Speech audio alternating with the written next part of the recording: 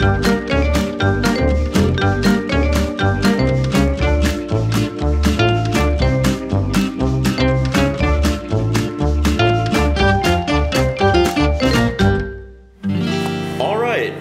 to Tapped, your place for all the heartbreaks and the hot takes in Magic the Gathering. Starting strong. Yeah.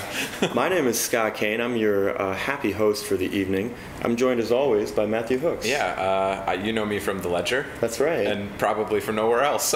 Well, I don't even know that people know you from the Ledger. Yeah, that's a good point. We only have about 8 followers. We're up to a solid 12. Oh, 12. Oh, nice. You know what? I already feel good about this. Yeah, they're loyal. They're loyal. To my right is? Yeah, to your right is a young man by the name of Stanislav, who has actually, believe it or not, been hugged by Kevin Bacon, which is surprising. It wasn't a hug.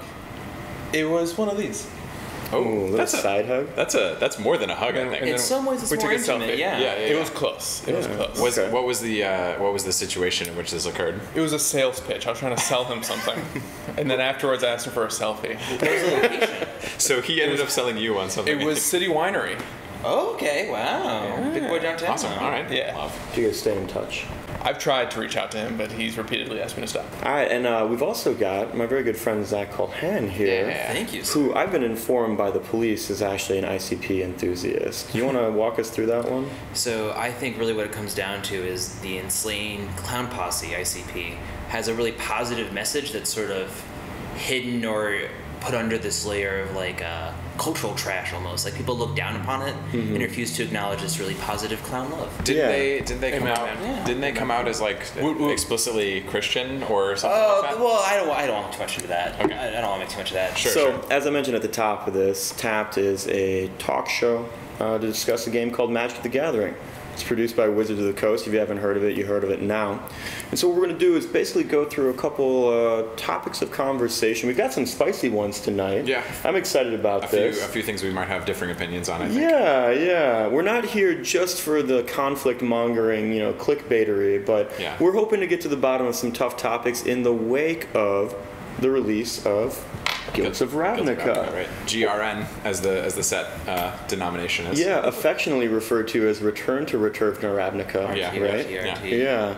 We're back on the plane of Ravnica. With Guilds of Ravnica just coming out, we've got a lot of moving and shaking in the constructed formats. Set rotation. Right so set rotation. A lot of cards moving out of the set, or out of the standard play. Thank God. A lot of super powerful sets. Yeah. So we're going to play a little game called Hello Goodbye, Guilds of Ravnica Standard.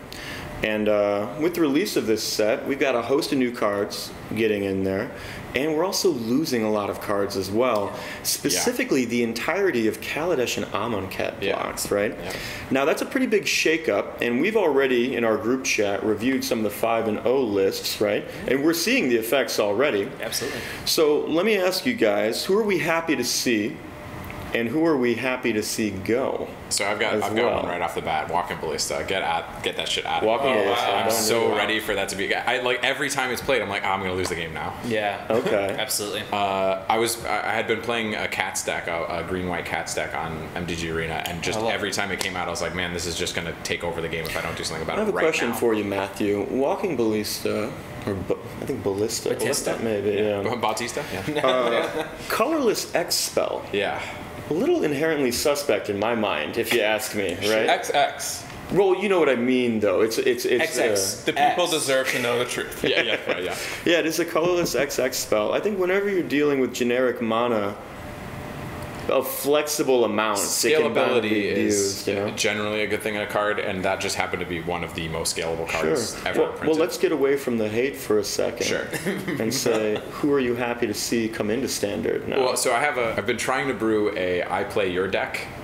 Oh, yes. Which has like Dead Man's Chest and Gonti, and Gonti is now out of the set, but Thief of Sanity is a card that I'm excited to see somebody break. I will say that card is incredibly good. I've lost to that card in limited formats over and over and over again. Constantly. It just plays your bomb against you and you lose. And even against control decks, like it just gets a counterspell out of you. Yeah, exactly. And so then you get to turn their stuff right back around. Zach, I got a question for you. Absolutely, sir. Is Thief of Sanity the best Spectre creature type we've seen in a while?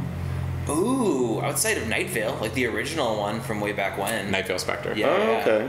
Okay, you think that was okay. I think they're comparable because that one was good because it also had Gary, the Great Merchant Rat. Right. I feel like Night Vale's greatness was really more of a function of its mana cost than any of its actual abilities. I mean, I think the thing was the ability was just great. On Saturday, I played a Legacy Cube, and I drafted Mono Black. I love it. And I drafted Dark Ritual and Hypnotic Spectre. That seems good. Turn 1, Ritual, Spectre. Brutal. Turn 2 is removed immediately. Yeah, well, we are talking about legacy there, so. Switch, ladies and gentlemen. Yeah. Cool, that's awesome. I got a question for you, Stan. Touch me. Hit me. Oh, goodness. Interesting. Tap me. Who are you happy to say hello to, and who are you happy to say goodbye to? Yeah, I'm so happy to say goodbye to Approach of the Second Sun. Oh, yeah. That was Okay. awesome. So many games where you're like, okay, I think I can get there. I think I can do this. Approach of the Second Sun. Draw 3 cards immediately. And then you lose. The combo I was always going up against was Approach of the Second Sun, and then they would immediately use Ipnu Rivik on themselves. Right. And so they would just draw their next card, get rid of the next 5 cards, and then immediately draw the Second Sun on the following turn. Seems Is good. your distaste of Approach of the Second Sun specifically tied to a general distaste of like white or blue-white control decks, or is it just Absolutely not. Okay. So it's just that I card. love control decks. Okay, all right. So Meet the player. I wanted to be clear. I have nothing against blue-white control.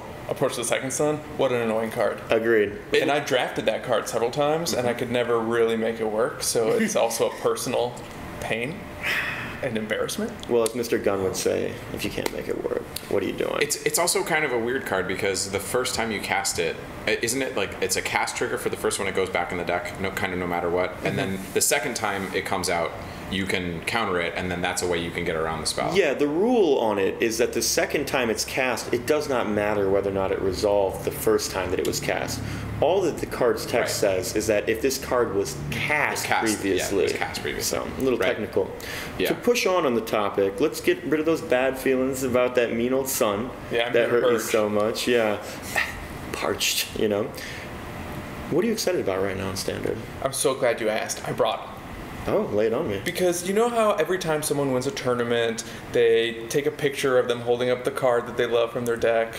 I've never gotten to do that. It's okay. I haven't won any tournaments yet. Well, do you plan to? Do you intend to? I think I have the card that's going to get me there. Let's see it. Oh, I love this already. Runaway Steam King. Oh, my God. I've been That's seeing a lot of that going on. bananas. Wow, 2 mana, 1/1. Whenever you cast a red spell, if Runaway Steamkin has fewer than 3 1/1 counters on it, put a 1/1 counter on it. Remove 3 1/1 counters at triple red.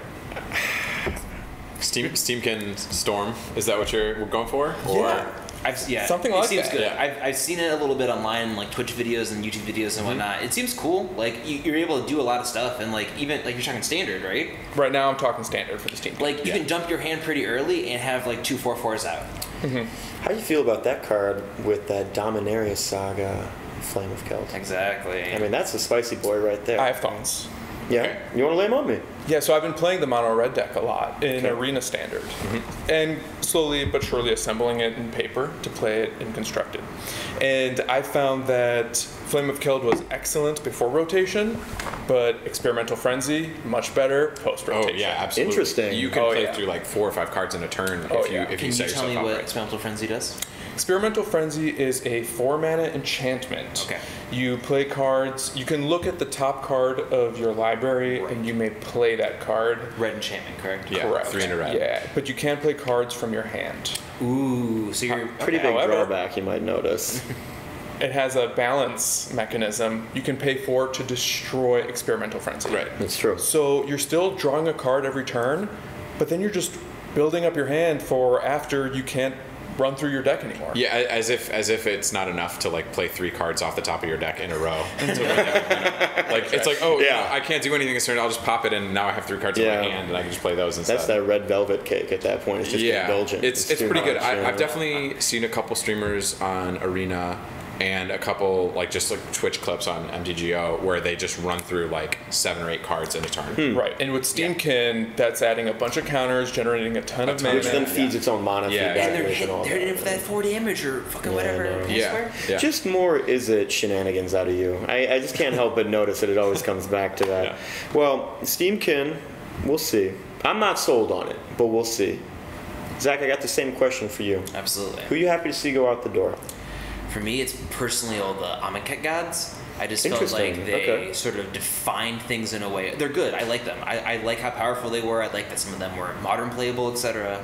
I just feel like that sort of power is super intense, and when they're gone, there's sort of a vacuum left, right? Because they're all good. I mean, all of them saw different degrees of play, except for the blue one, to my knowledge. Maybe a little bit. Yeah, you didn't really see too much Yeah. Kefnet, to be honest. It was hard to utilize because you wanted. It's like, do I want to hit for 5 or do I want to play any cards in my hand? Yeah, so I think that it's cool to see them, live on in internal formats, but good to see them go. And I sort of like that the vacuum of power that it's left, or people are trying to look for the next. I got to be a powerful little card. bit of a stickler. Any one particular card that you're glad to see go? Yeah, I'll say the Scarab God. Yeah. Scarab God? I feel like that was.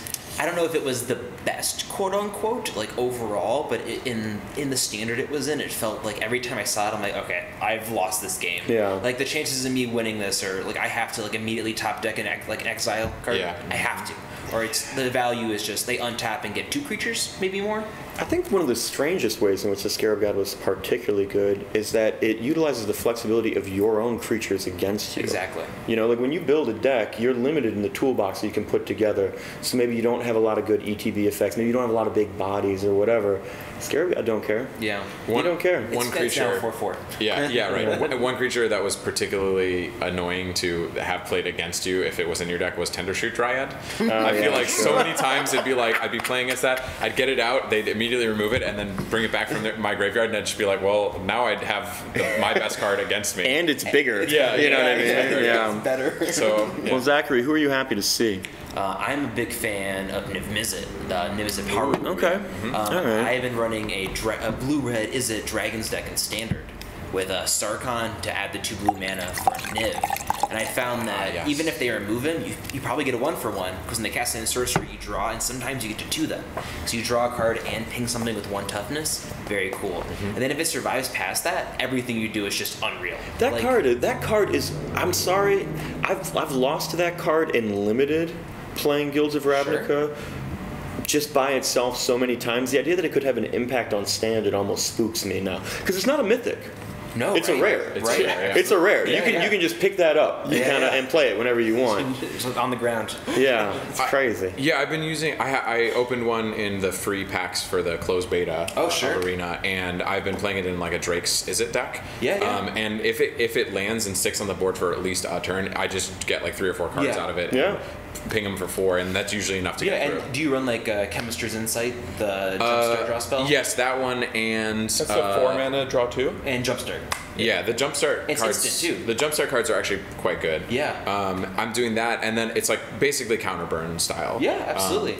Mine's a little more controller with Dragon's Horde and also Demanding Dragon. Yeah, I also opened 2 Rawl, is it Planeswalker? And so I was just throwing I have those one in there. main and one side. Yeah, so that's probably about the right split. You don't need a lot of them, but it is the kind of thing where if you top deck at late game, it can just burn out their biggest Yeah. creature, and then you're sort of back in Yeah, the game. you minus them, and then he keeps plussing, and then every turn you're seeing 3 cards. Yeah, and Seems it's good. a +2, right? I think it's a +2. Oh, I can't confirm that. Yeah, I'm not 100% It'd be sure. fun to put the overlay of the card. As Yeah, we're yeah, saying this right now. They don't know. This is all on Arena? Yeah, so I've been playing this one on Arena. Cool. I've also been playing Arena. You guys should add me on Arena. Oh. Are we doing friends except, lists on Arena? Maybe, Oh, maybe except, we no, could I engage can't. right now in the fact that Yeah. no, they are certainly not. Okay. And there's been no talk of it. That's kind of surprising, isn't I it? would be surprised if they didn't eventually do it. I'm actually sad to course. see the chat go more than anything, because I know that it can be toxic. Wait, which chat? The chat, just the ability to chat with your opponent. I know that Where? it can be toxic. In Arena? Oh no! From Moto to Arena. I'm just like, man, it's kind It's a Hearthstone model where yeah, you see yeah. the emotes. You have the emotes, yeah, and it just feels so much less expressive, and it in fact is. Yeah, I mean, I just don't know who has and has not been fucking my mom anymore. Yeah, Like, exactly. that's just- all I wish I can knew. infer is that nice means exactly Yeah, that. that's right. Yeah. I will say that the vast majority of interactions I've had on Magic Online have been positive. Either like Yeah, that's true. And I'm not trying to be a downer. My apologies. I'm just saying internet. you know. Scott, apology accepted. we'll be back. Yeah. Yeah. Okay. Well, I'll say at least for myself on the topic of Hello Goodbye cards here. are you glad to see go? Sorry to be so basic, but I'm really happy to see Assassin's Trophy. That card is bonkers. It's banana sandwiches. Yeah. I had to be talked down off of a cliff of buying it, as a pre-release for $30 from these guys. I mean, probably good financial decision, but that should, illustrate how excited I was. Yeah. The card that I'm excited to see go, and this is more of an emblem of a deck rather than a particular card, is Hazaret. Hazaret's a fair card. I don't think Hazaret's busted, but there was nothing less interesting to me than just playing against those mono red decks. Turn 4 or 5 Hazaret. Yeah. And just empty hands. Well, yeah, and then every card that they draw is just another 2 damage, and you got to deal with a Hazaret again. It is kind of boring. Yeah, I don't think it's that interesting. Number 2 on my list was actually Bomat Courier. Interesting. And number 3 on mine was Approach the Second Sun. Bomat Courier is just a very strong card in red. It's card advantage. Well, it's a card technically in any color, which is bizarre. If you have a way to generate incidental chromatic lantern effects, then it could be very good. Was it ever played in any other decks other than the mono red? I don't think so. No, he's taking you for a ride. But I mean, like Matt Courier beat Yeah. It's like, look, I exiled a card off the top of my deck, and I'm never gonna pop this. Yeah. Then you get on that Moto chat and you say, "Wasn't that neat?" That card, both those cards, instantly modern playable. Hazaret. And Courier. Yeah, modern playable. I've definitely seen Hazaret in modern. I was a little bit surprised, but I'm like, yeah, I mean, it's a 4-drop that immediately gets in for 5. That's Dismember makes it much harder to play in modern. I would say, but yeah, generally as a cap, like Amonkhet and Kaladesh were extremely powerful blocks. Like we've got all the broken and some of them banned vehicles, right? And then in Amonkhet, Kaladesh, for sure. And then in Amonkhet, modern playable. Yeah. Smuggler's Copter is just as playable as it was previously. And then with at the very least the Scarab God, but I think generally the Indestructible Gods, those were all very format warping cards. They're so good. Yeah. They're so good. Yeah, I love them. The Green God Ronus got me into Standard for a while. Yeah, when that card was spoiled, I was like, I just want to play that card. You were smashing face with Ronus for a while. Well, listen. We're all excited about Guilds of Ravnica, myself perhaps the most of all, but let's turn our attention towards the Grand Prix Denver. Okay. All right. So Grand Prix Denver kicks off this weekend, starting actually tomorrow, technically, October 12th, 2018. Yeah, tomorrow's Friday. That's when I'm hopping on my flight. It's a Channel Fireball joint wherein the main event is a team limited event, right? Teams of 3. And we also got a bunch of side events on it. You got your standards, you got your constructed events, you got your commanders and whatnot.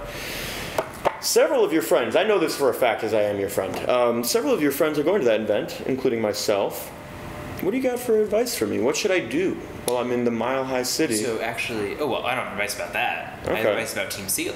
Well, lay it on me. Let's hear it. So I actually just did a Team Seal event last night. With, actually, Zach, do you mind, because I'm a little rusty on the details, sorry to my boys I'm going to be playing with, what is a Team Seal event? Yeah, so each team is going to have 12 packs, so basically each teams of 3 people. Okay. And they're each going to get 4 packs distributed, and they're going to open them, and basically they're going to, usually the way it is one person signed this color, other person signed this color, etc., and you're going to divide them up, and then from there the teams are going to build 3 decks. What size decks? 40 card, limited.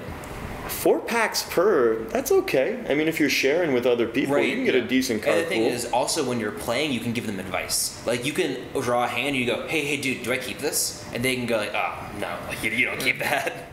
So, as I mentioned, I've got some talented teammates when it comes to this GP Denver event, and I'm trying mostly not to embarrass them. That's my goal. Yeah, so you said you had some advice? Yeah, so I did a sort of recreation last night. A friend of mine, Eric Blush, who you may know, very well, is going as well, and he had sort of a mock event. So I was on a team, and he's on a team, and it was really interesting, sort of like, it's just totally different, like the way you approach it.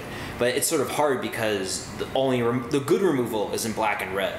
So you don't want 2 decks to share those colors, but on the same note, you sort of have to. You know, and like you're gonna have a deck that's red and something, another deck that's red and something, or black and something, etc. So it's really or for another color where there's a lot of bombs. So it's really interesting to figure out how you split all your really good cards between two different decks.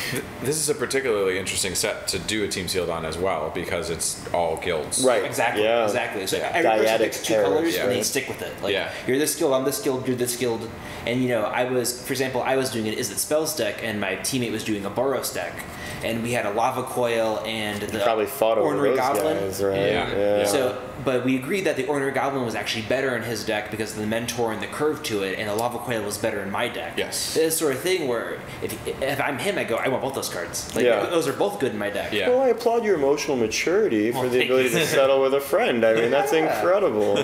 I myself would struggle with that. That's good. Interesting. Let me ask you a question, Stan. Whether it's team sealed or otherwise, what's the general process that you go through to get your deck going? It's a hard thing to do. If anyone has not played sealed, you basically get a pile of cards and you got to build the best deck you can out of it. That's a lot of information to handle. It's hard to do. What do you do? Yeah, when I'm building a sealed deck, I like to think about removal first, and I would pretty much play every removal spell and then creatures on curve if I can.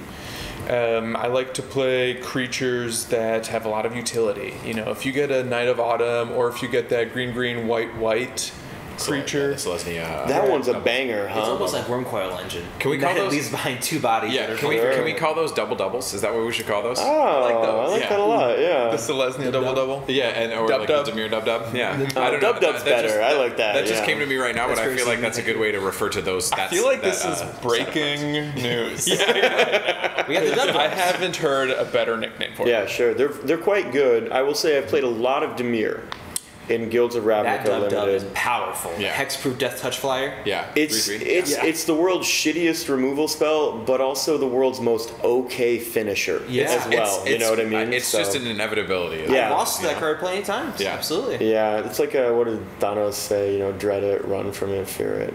It still comes. It still comes. Yeah. All right, so Stan, walk me through the process here, though.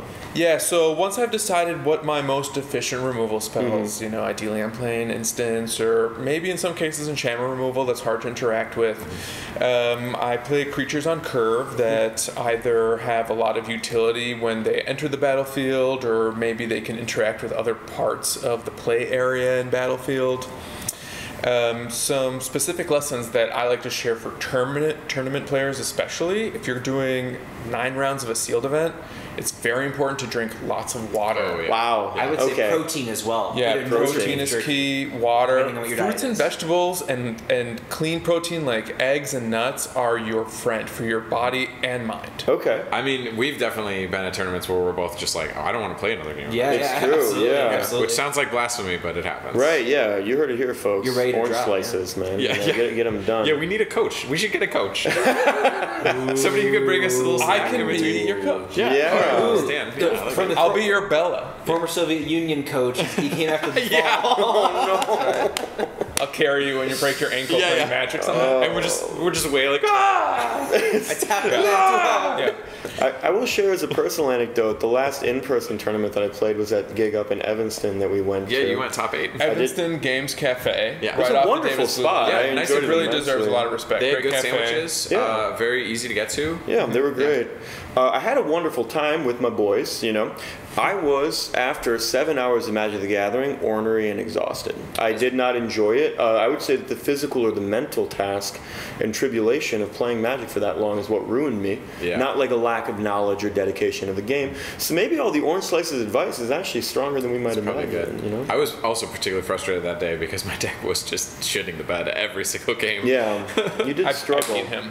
Yeah. Round 2. Yeah, you beat me on like a turn 3 kill, like on the elves, Yeah, because you had the double. I did some broken you did stuff. turn 3 Coco into 2 of the black green Shaman of the Pack. Shaman of the Pack, and it did. They both did like 6 or 7 damage each. I was just like, what the heck? I was just like, well, I can't do anything against this. This is such an era of like friendship and reconciliation here, guys. I'm proud of you. Well, it doesn't affect our relationship. What happens at a tournament? Stays Not at a tournament. Yeah, Oh. that's right. Not yeah. until I can find Everyone's a playing CG to or a win. Rhino to play.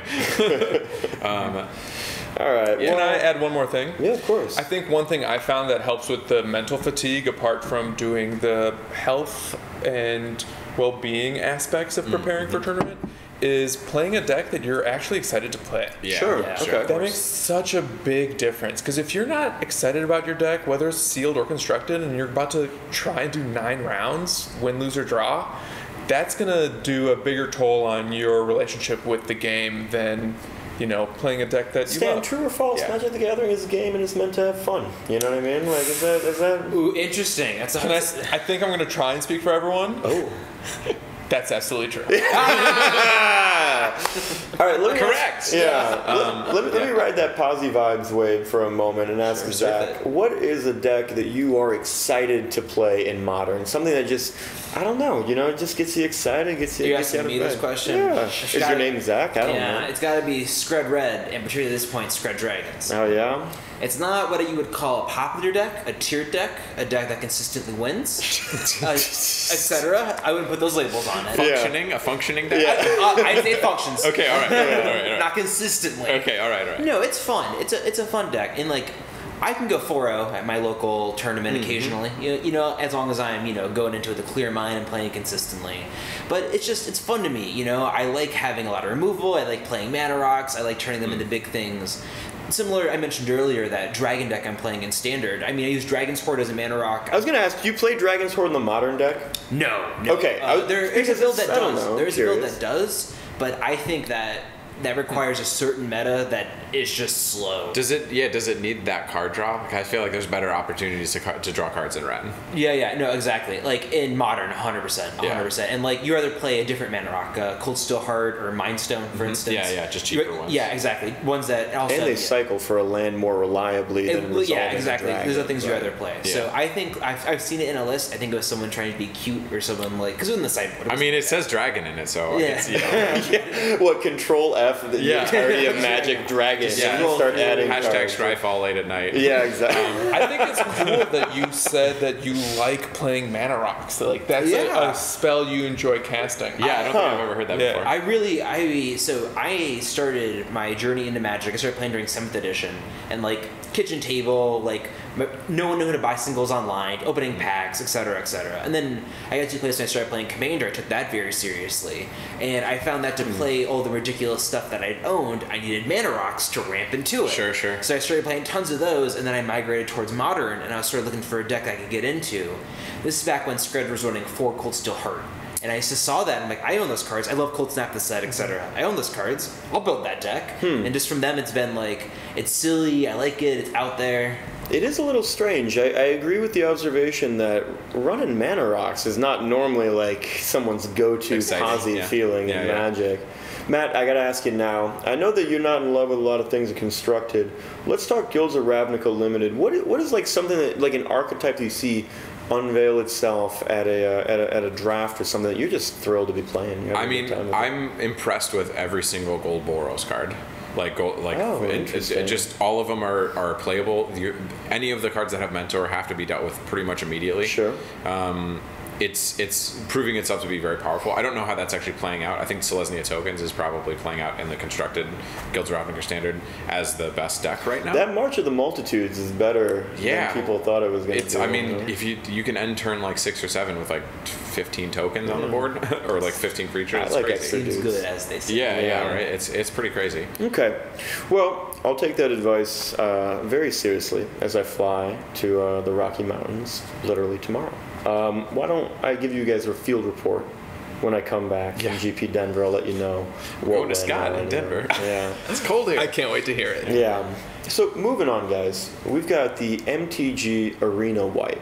Now, you might be aware that on September 27th, the closed beta for Magic the Gathering Arena, which is their new digital client, was wiped. It's my understanding, I don't know if this is accurate or not, but it's my understanding that all of the financial, the money that people had put into the client was refunded or reimbursed to them. Not necessarily refunded, but, give it to them in in-game currency again. But I love MTG Arena, and my collection is gone. I don't own the cards that I used to own. So how do we feel about this, boys? Are we ready for a fresh start, or are we, spoiler alert, like myself, cold, lonely-hearted, and broken? Is that related to Magic Arena, or is that... I don't have to answer that. Yeah. No, it's about MTGA. They did say they were going to do it.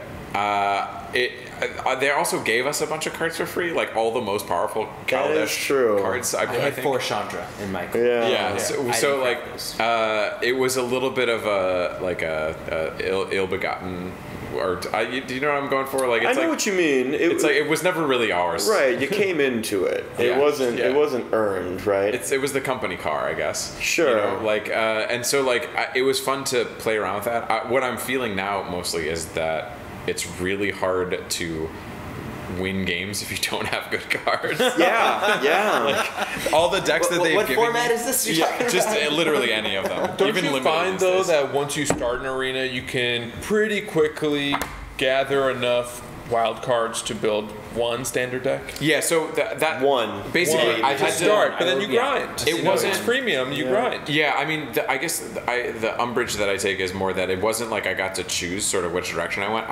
They gave me the 3 packs. I opened them up. I was like, oh, I got a Rawl. I guess I'm gonna go. Is it? Right. Uh, or your first draft that you play is a particular guild set. Yeah. So of course naturally they have to reburn all your wild cards. Yeah, and so what's happened is I've burned all my uncommon I wild have a cards. Boros deck on MTG Arena right now. I do not play Boros. I have no interest in Yeah. it. I cracked 2 Aurelias in the first like 5 packs that I picked. So, Yeah. you know. Yeah. Seems good. Yeah, it was. Yeah, I'm not complaining. I'm just saying. I mean, and like that's basically what I did too. I think I got 4 Goblin Electromancers and 2 Crackling Drakes in a single limited event.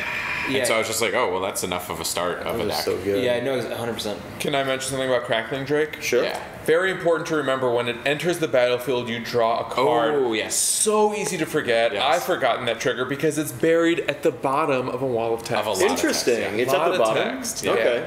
I've only played the card. I was in Europe for some period of time, so I haven't played Guild of Ravnica in paper.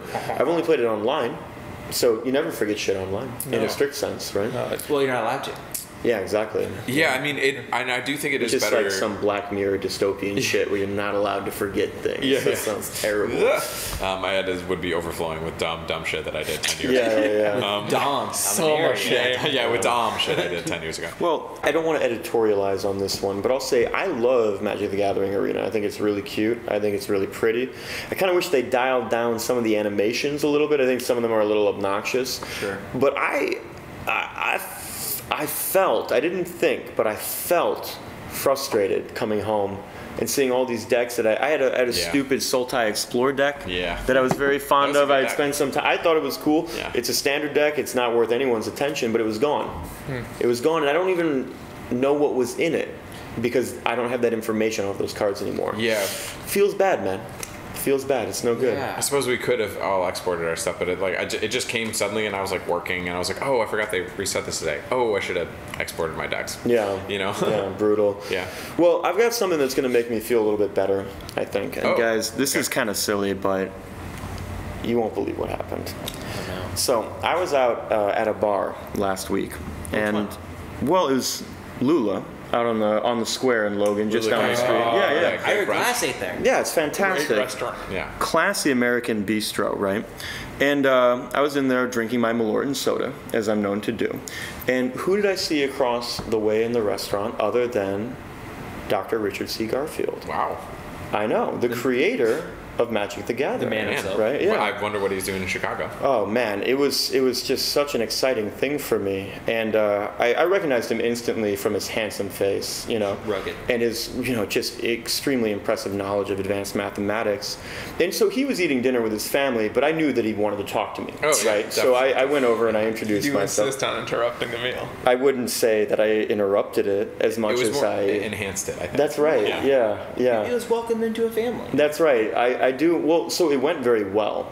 So I do feel part of the family. I talked to Richard, or Dick, as I call him, Yeah, okay. right? I And so I talked to Dick for a little bit, and he was like, listen, I appreciate your time. Okay. Here's my number. Why don't you just give me a call whenever you want to chat, and we Wow. can talk about Magic the Gathering. I mean, that's one way to get some digits. Yeah, well, I mean, girls are girls, but Dr. Richard C. Garfield is Dr. Richard C. different thing Garfield, right? altogether, So Both of those things you said are true. it's truth functionally Hey. true. Yeah.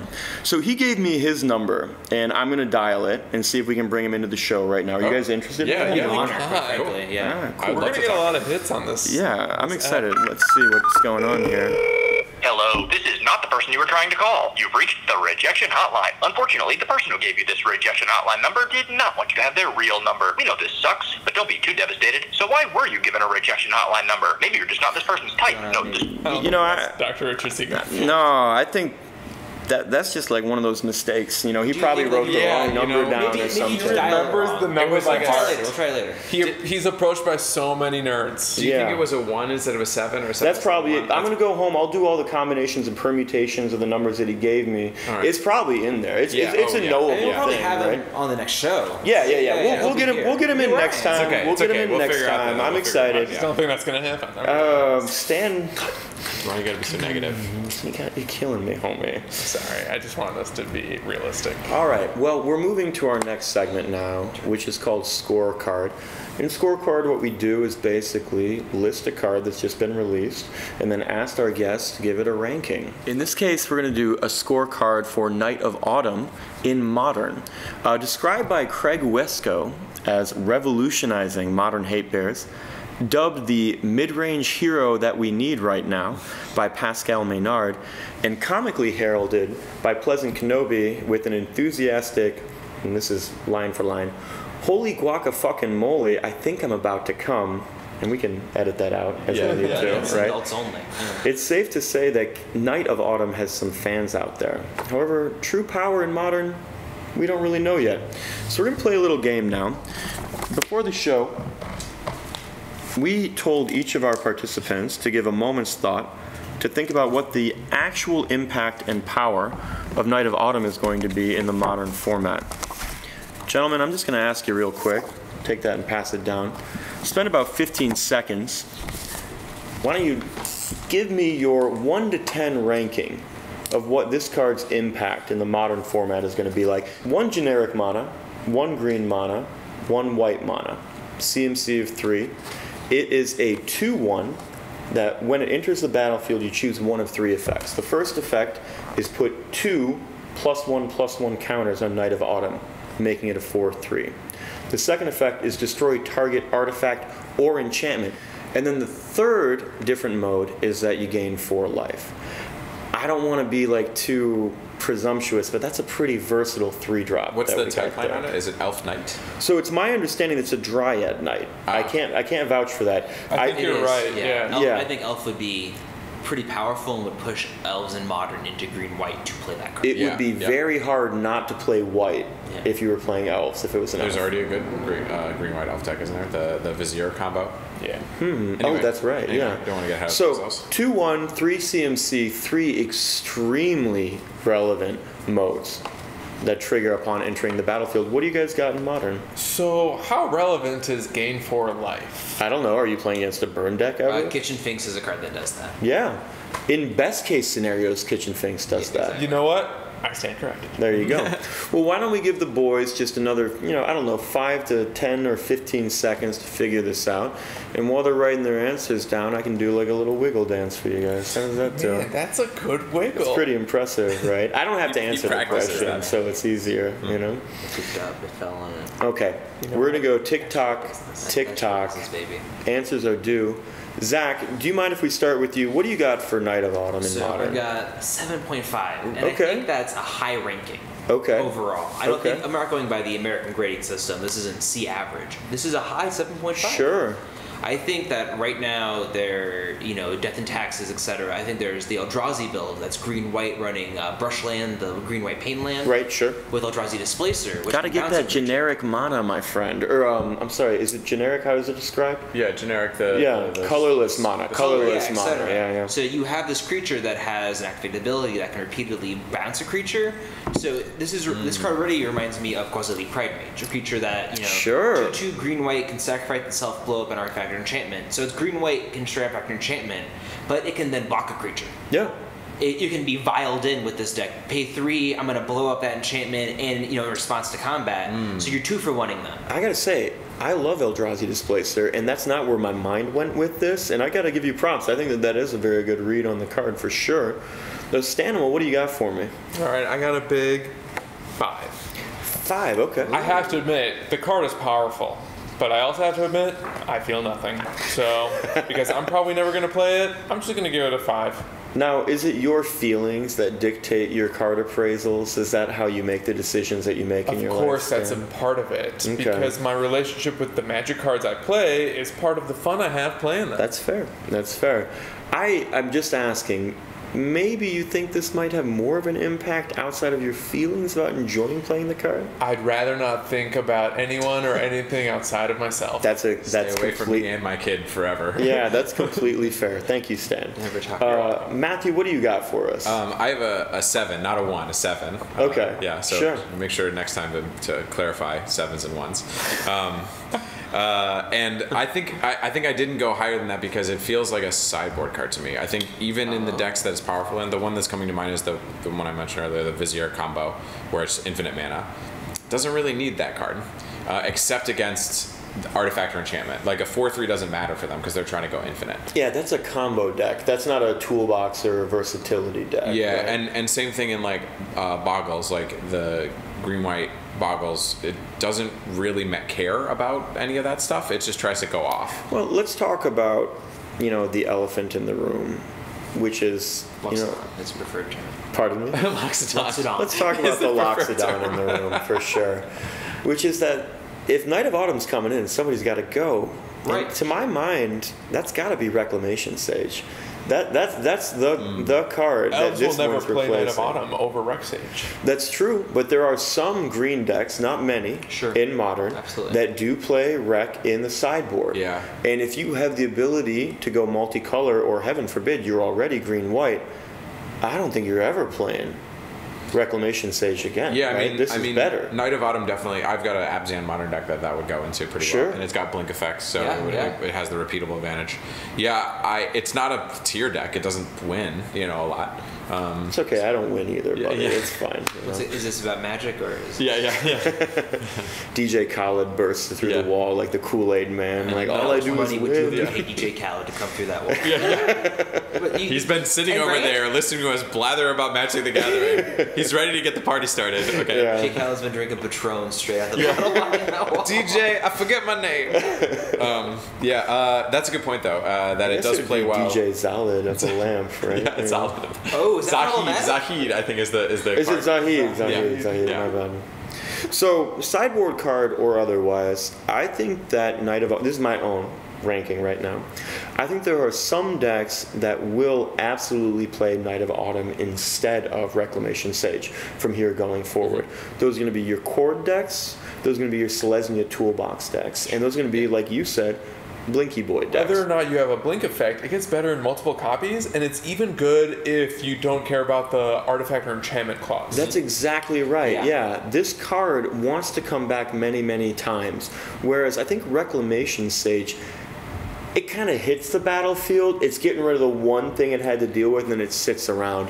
If you Resto Angel against a deck where you've already played a Reclamation Sage and destroyed their Ensnaring Bridge or whatever, you're not getting any value off that Resto. Sure. Yeah. Night of Autumn is going to give you value every time. And the 3 different modes are just wild. Like, Yeah. no matter. Again, it's really 4 different modes because it's artifact or enchantment. I see. I'm sorry to be like a real life lawyer or whatever, but if you have like Well, 4 are you different saying- conjunctions in it, it's 4 different modes, Sure, right? That's what it Yeah, is. that's a good point. I think it's going to see play. I don't think it's going to dominate the format, but I think it's going to make an impact on Modern. And I think there's going to be a lot of red players that a year from now, a lot of red aggro deck players, they're going to be like, oh shit. It does. It trades with one of their nerds, Yeah. it trades with Goblin Guide, and it gives them 4 life. It does. That's great. It does really mess with like sort of burn strategy decks. Yeah, for sure. The life gain and the body is very relevant in Yeah. that scenario. All right, gentlemen. Well, why don't you throw away your Huzzah. ranking cards because I we didn't don't actually mean it. we don't even need them anymore. We're gonna play a little game called Pack One, Pick One. Yeah. It's not a particularly complicated game. I printed out here sets for you guys that display a. Oh yeah, let's not look at it yet. Yeah, just leave the suspense up for a second. Is it 1 sheet per person? Nope, pass both of those over to Zach. you there. have That's to. fine. There's I appreciate your generosity. Okay, cool. Yeah. So the rules of the game are very simple. For our last conversation today, I've handed each of our guests a copy of a randomly generated Modern Masters 2017 booster pack. Okay. And what we're going to do is kind of imitate a debate about what your pack one, pick one from that set would be. So boys, why don't you flip them over, and I'm going to have in post-production here, Matt's going to put an image of the pack that these guys are looking at right now. And the idea is that these guys are going to debate, looking at what's in front of them, what their pack one pick would be. If you don't know what that is, play limited. If you do know what that is, give these guys another 15 seconds. And then we're going to ask them what their pick would be. I've looked at this one. I actually generated a couple. I'm going to be honest with you guys. I generated a couple. Wanted to get a tricky one in front of the boys. So I'm going to count down from 3. 3, 2, 1. Stanimal, my good friend. What do you got for me? Pack one, pick one in this pack. Pyroclasm. Interesting. Okay. Yeah. Okay. What a powerful effect. Deal 2 damage to each creature. Yeah, for sure. 2 mana? Instant too. Yeah. No, sorcery. Well, cut that. You can play around that. You can play that early if they get the lead on you. You can play that late if also they have the lead on you, or if you're playing around it too, and then you unload your hand afterwards. It's also one color. Right, So splashable. super Right. splashable, especially in a format that's got 2 dual color gates in the same pack. Right. At common. Right. Yeah, I like the idea of one of those gates going around and then being like, cool, I'm red-white, or cool, I'm red-blue. Well, and I'm going to push you a little bit, Stan, here. I think your pick is excellent. But let's look at the pack itself. Do you think that the Boros and the Selesnya Guildgate, knowing that Modern 2017 has such a flexible mana base, and that Pyroclasm has only 1 red in its cost, do you think that influenced your decision at all? Nope. No? Okay. No, I just saw what I felt was the most powerful and flexible card in the pack. Do you think it's a build around? That's a great question. It's not quite build around quality because it doesn't necessarily win you the game by itself. You have to work with it. Yeah. And then it will work for you. No matter how good your draft picks are, you're going to have some 2 or less toughness creatures, right? You can't just assume that you're going to have all X3s. You have to play creatures with that toughness. Yeah. Absolutely. Yeah, It's not, absolutely. quite frankly, yeah.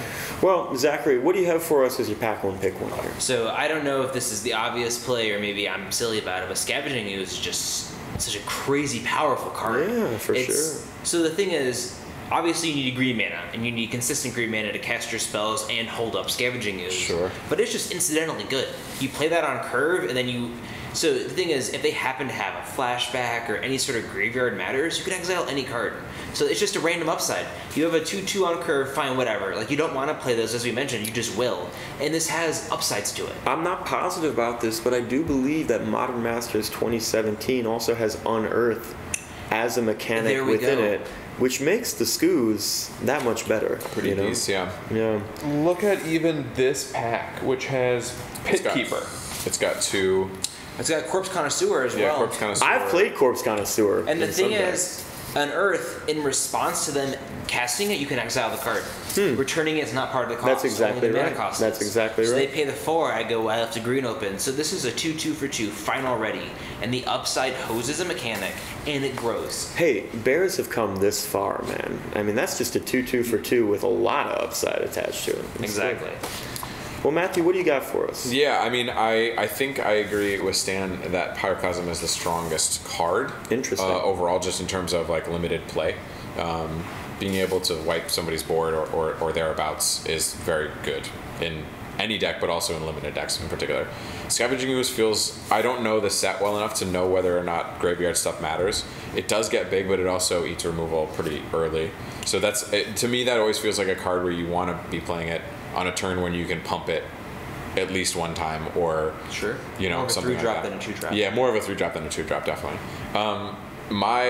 Just generally across all limited formats, what I always tend to go to is blue-white flyers. So like I'm looking at this wall of denial, being like that. It does screw with everyone else's Pick plan. one is a gold card. So the only reason I'm looking at it is because I'm like, I again, not knowing this so well enough, I'm like, I do know that I win a lot of limited games in particular with blue-white flyers. Sure. And this stops that, right? Yeah. So like that just feels like this is across sets as well. Like it feels like I'm like I don't hate that idea. It's also just an 08 that can't be targeted. Defender flying like that just stops basically all aggression. Wall of denial is excellent. I would say if that's your pack one, pick one, you're playing Azorius control. Yeah. There's no other way to play this game at that point. Yeah, so it would be a weird splash. I don't think like none of the you're going all in on the blue-white flyers pretty much at that point. So I don't know if that's a real pick or if I'm just trying to generate a little bit of. Oh man. I don't know if I agree that you have to go all in on the color pack one, pick one. Tell me more, Stan. Sure, I mean that's true. Because you don't know what cards are going to come your way, and That's what true. if you don't see any good blue or white cards? You're going to intentionally take a bad blue or white card over a mediocre or good. I have a proposal card of for you, another color. gentlemen. Maybe in the future we can do an episode of Tapped where we actually live draft a pack yeah, together. definitely. That'd be kind of fun. That'd be Those little good. red cameras. Yeah, land Hooked up. party. Yeah, I've never wanted to be yelled at by my friends so much. Yeah. Hook That'd up all be of our great. computers together. Yeah, I mean, I will say that like if I pick one, I'd be like, well, I definitely need to like pick up all the blue flyers that are coming my Right, way. sure. And so like it would push at least the next 3 or 4 picks, unless there was something crazy that I got. So I got a question for you guys. My pick, for the record, would have been Magma Jet. That's That's my second pick. Yeah, that was my second pick too. I don't know why you would pick that over Pyroclasm though. The The Scry 2 Scry 2 is huge. in In red. limited, though? especially Yes. and like their end step because it hits creature or player. So worst comes to worst, end of their turn, you zap them for 2, maybe put 2 cards at the bottom. Matt, I learned to love Magma Sure. Jet not by reason but experience. People busted my ass with that card for so long It- that I had to learn to respect It is a card that I've heard referenced like jocular in a jocular way, but I think that it was like, and it hurt me when it Yeah, hit me, you know, yeah, like it's real. My other question, and this is a little bit of a strange one, but Unflinching Courage. I mean, that's a decent creature I enchantment. think that's kind of a cool card too. Yeah. I feel like that's a card you would hope to see later in the draft, maybe 6th, 7th pick before it's rotated, when you have sort of a deck together already and don't want to stir it on it. It's very rewarding if you have enough things to put it on, especially anything with evasion, but picking it early, what if you end up in blue-black control? You know what I mean? And you gave up one of these other picks. Sure. It's so risky. I think you're going to see Multicolored- that wheel every single time. Yeah, I think your general point, which you kind of articulated earlier, of multicolored pack one, pick one picks, I love them as much as the next guy, but they're all traps. Right. You know what I mean? They'll just break your heart every I time. have a question along those lines. What in Guilds of Ravnica or maybe even in Dom, what's a gold card that you would pick? Pack one, pick one. Ooh, interesting. In Good Guilds, question. Vraska, obviously. Vraska. Like, that's probably Planeswalkers that's are that probably question. not fair. I'll pick both. Okay, Planeswalkers. sure. Yeah. So I'm thinking I would take Aurelia Raul before I would take Vraska. In limited, yeah. for sure. Yeah, in limited. Vraska can sacrifice all those extra lands you get, though. And Yeah, she's sure. cheaper to cast. Shiz? That's true. She's She's a little only cuter, 4. I gotta say. Yeah, I mean, I'm thinking like Aurelia is like the one where I'm just like, okay, I'm playing Oh, Boros. I yeah. know there's enough support in this that Interesting. but that I feel like that's specific to that set. I'm trying to think of like Slimefoot and Dominaria was one. Oh, That that's was a good great boy. one. That was a good That's a boy. great one. In limited, that was an archetype that was very very playable. Well, let's keep our conversation on Guilds of Ravnica. It's the newest set that just came out. I think it's a wonderful question. If you had to pick a pack one, pick one in Guilds of Ravnica, what would you do? And I'll tell you right now, for myself, I think it would still be Assassin's Trophy. I know that I'm being redundant. I'm not trying to talk about this card too much, but I would be like, all right, this is a card that's easy to cast in the 2 colors that I'm now committed to, relatively low downside, and it deals with whatever they think matters. On top of that, if you're first picking Assassin's Trophy and committing to green, you're going to have a better green deck than anyone else playing green without Trophy. With that, Interesting. yeah. Because I think green is a bit of a weaker color in Ravnica. Not unplayable, but it's more of a Prince color. So if you have the stronger rares, and if you have very spicy uncommons, your deck is going to be a lot better, as opposed to some other colors that can get further with more commons and uncommons. Okay. I think that's generally true. Although I've been impressed, at least in limited, with like Vigor Spore Worm, Is that the 6/4? 6/4 can only be blocked by one creature. Gives +X+O undergrowth to a creature when it comes to the battlefield. And vigilance. It gives them vigilance. And oh, is that right? Okay. I would say I've been impressed with it as well, but I don't want to run more than one. Yeah, I mean, and I think you're right to say that that green generally is more weak than the other colors, but I think the gold green cards are all quite good. Like the Selesnya cards are really solid, constructed and limited. Well, Zach, let me ask you. Sure. What do you think your ideal pack one pick one in Guilds of Ravnica would be? I think it has to be Aurelia. Really? You guys are both pretty high on her. In limited, I think I would agree with it's that. It's unreal. Like she's giving them +2/+0 no matter what. On the turn she comes on the turn she comes into play, and then there's an upside, and if they're both, it's just an unreal upside. Boros is already so good. If you can have a consistent Boros deck, it's a fair aggro deck. Like a good, sort of mid-range deck will be able to get a little past it, while a control deck was like, well, I lose. I feel like it's not ridiculous. It's fair, and then Aurelia is just like, I play this. Is it dead? No, I win. And it's got 5 toughness, so it's hard. It survives a lot of things. Yeah. I'll give it credit for that. It beats the mirror every single time. If Lava Coil can't kill it, and that's a huge thing. Lava Coil's quite good as well. I agree. Command the Storm can kill it. Yeah, I agree. Which is that common? Yeah, I agree. That's fine. It's also 5 mana. So she might get a trigger off before they play that card even. Yeah, you're not wrong, Stan, as much as that it just would take more mana and the same number of cards to kill it at that point. Same thing with the Surveil 2 Watcher in the Mist? What's that? Are you about to talk about Watcher in the Mist? No. I was saying the Surveil 2 black common removal spell at 5 CMC. We get 1 5 CMC black common removal spell every set. Mm-hmm. You always have to, in limited, judge your cards against it. Am I willing to trade it 1 for 1? Aurelia costs less. So even if they magically have that, then you got a trigger off. You've gotten some tiny advantage off. There is the, and I think this is an uncommon card, the Price of Fame. Which is that card is great. Yeah, that card is very good. It's such a nice foil to cast down. The non-legendary and then legendary matters. I'm just like, oh, that's a cool little combo. My issue with that card, though, is that it's strictly better than the Surveil sorcery speed removal spell I was just talking about, and printed in the same set. Yeah, it's a little shame on you. It's a little bit weird. I guess that does describe the difference between common and I think it's an uncommon. It is pretty well. Absolutely. Yes. I just don't like intra-set discrepancies like that. Oh man, actually this is something we can bring up about Guilds of Ravnica. Somebody brought up on Reddit that the undergrowth text was different for similar, basically the same effect. But then also we had more than one card errata before the set even came out. Yeah, right. Yeah, that one is it dual card. And then one that they probably wanted to errata, but that they felt embarrassed and they didn't, which is the Chance for Glory or like Last Stand, whatever the one that gives you an extra turn and then you lose at the end of that turn. Yes, that's right. And it gives your creatures indestructible forever. Right. End of turn, insert here, right? Yeah. That's just the kind of thing. It's a little bit weird that it feels like just basic mistakes like that. I don't know what the actual process is, but it's odd to me that in a set of how many 200 cards that somebody isn't just being like, right? It's like 270 or 80. Hold on, I can tell you.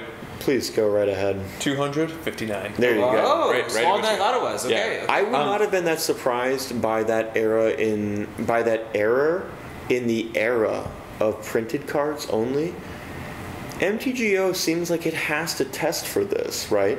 If you have a card that's printed that says your creature is gained indestructible, period, right? Then someone's going to be like, all right, Lich's Mastery or Platinum Angel or whatever in the MTGO rules engine, and then be like, oh, this is not what you meant. Let's do this again, right? There's some programmer somewhere being like, wait, you want me to do what? Right, that can't be right. Yeah, right, like that just no other card works this way. Yeah. Or very few other cards work How strange. Well, Stan, I do want to ask you, what would be your ideal pack one, pick one in Guilds of Ravnica? Yeah, so I do agree with you that Assassin's Trophy might be it. Sorry to be so basic. I know I'm one note, guys. I don't mean to be rude. I think you make a really good point. I think I made a really good point. But good points all around. I think I made a pretty good point. You know what? We all did. Yeah. I want to add, let's say we open a... Is this where we take a shot? A pack with a bad rare. Okay. Okay. And you really are looking at the common or uncommon slot. Maybe you got bad uncommons. I think the best pack one, pick one common card is Watcher in the Mist. Interesting. And that's why I got excited when I heard you say Surveil 2. And this is 3 blue. For a 3/4 flying when it enters Surveil 2. Surveil 2. Yeah, it's pretty good. My experience with it has been that it feels like a turn too late. It would be so much better Against Boros. Yeah, Yeah, that's maybe specific. caveat, yeah. But I mean, like, that's what I'm playing against, because No, everyone's sure. looking at the It's enough Boros to during the beat, draft, right? and they're just like, well, I know that Boros generally is strong. There aren't a lot of, like, it's like the one powerful card and then a bunch of, like, pretty good cards, so if I see one, I'm going to grab it. At least that's how I've been drafting it. When I play Dimir, although we've played a couple pretty good Dimir decks. I love Dimir Yeah. in this limited format. In fact, if I had to add on to your comment about a common, that you might pack one, pick one, I believe the name is Darkblade Agent. It's a 1 generic, 1 blue, 1 black. It's a 2/3. 2/3, yeah. And whenever you surveil until end of turn, it gains Death Touch, and if it deals combat damage to a player, you draw a card. No one reads the Death Touch line. It comes to. No one reads it. All they see is the You card will draw. kill their gigantic creature. I guarantee it. Yeah, it's fantastic. It's hilarious because all they see they're going to draw a card. I got to block this. Right. It's not enough to beat your opponent. You have to break them. All right. And this is how you will. And break by drawing them. cards and destroying their biggest creatures, yeah. that will definitely I break feel them. like this set is a particularly wordy set. I agree. Yeah. And That sort of speaks to what I was saying earlier, which is like I feel like they just didn't do a good copy editing for. What'd you say about that Drake? That the draw card is at the bottom of it? Yeah. similar to the comment you made, so it reminded me of it. And so bad. And going back to Magic Arena, here's what I feel about how this works in. I think Magic Arena is fun. I particularly enjoy it. I've had a lot of fun on it. I don't feel like it does any favors for anybody who doesn't know what Magic is. Interesting. I feel like sort of the old Duels of the Planeswalker games for Xbox, PS4, etc. They really held your hand. This is how you build a deck. Have a curve. Don't like play your instance after etc. etc. Like this is how you play Magic. I feel like this sort of thing is like there's a tutorial. Here's how Magic works. You're in it. Go for it. And like we mentioned, you get enough wild cards to build one deck. Maybe one deck. Yeah, maybe. So if you go in and you go, I like this green deck they gave me, and you craft 4 Gigantosaur and all this other stuff, and you're up against decks that have shocks and check lands at this point, etc., you get crushed, you get destroyed. Right. So I think really it's interesting in that I feel like it's rewarding to players like us who are enfranchised to have the physical cards, who know the rules, who are people who are going online to read these articles. Who know not just the rules, but like the timings of stuff. Exactly. To know that I cast this during the declare blocker step of the combat step. Right. Yeah. So and I feel like to somebody who's like, oh, I saw that in the store the other day, I'll try that, and they instantly just, what is this? Click, click, I lose, and the game doesn't really then take you aside and think, oh, you're doing this wrong. We'll consider the pitfalls and the many, many upsides of Magic the Gathering Arena, maybe on a future cast where Dr. Richard C. Garfield may or may not join us, I'm not sure. But thank you so much for joining us tonight. As always, my name is Scott Kane, and you've been watching Tapped. Have a good evening.